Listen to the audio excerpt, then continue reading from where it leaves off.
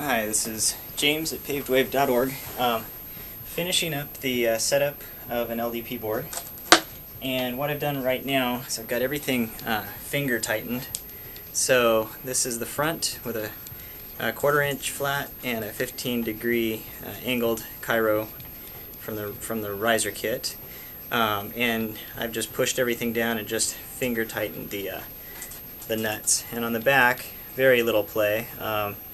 Just about perfect, maybe even a little bit short. I'm using 1.5 inch bolts on the front and a 2-inch bolt on the back. I could have probably used 2 as well in the front, but I think it'll work fine. I've got enough threads on there that I think those are going to be secure. But just to make the tightening down easier, I tend to just remove the hanger, and so what I've got here, I figured since I'm going to remove the hangers, I might as well show you the setup here. Got a flat washer running right now. This is the orange, which I think is what is it, 78A Riptide on the top, and then I've got the green, which is 73A on the bottom. And then the flat washer on top. And then this little guy is from Spencer Smith. It's a machined washer, so it's really about the thickness of like 2 standard washers. So it makes for a great little spacer, makes up for the room on the pin, so that it's almost exactly the same height as a stock Bennett bushing. So I can just leave that on. And so the idea, the reason why I'm taking this off is just to make the screwing down of the nuts easier on the hardware.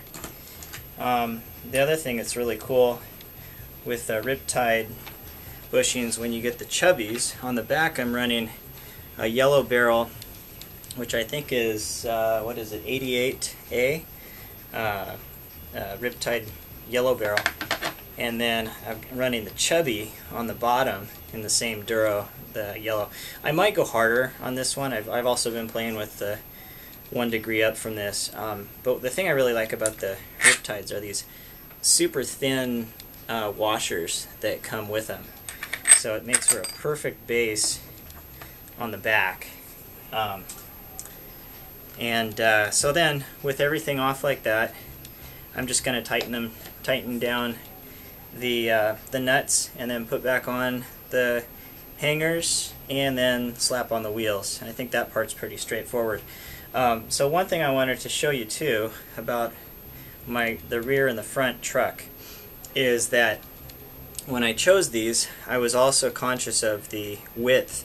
Now with the split fire and some other precision trucks, you can use spacers to make up for more space. I'm running a 5-inch wide hanger in the front, and on the back I'm actually probably going to go with the narrower hanger, which is about 4.25 inches.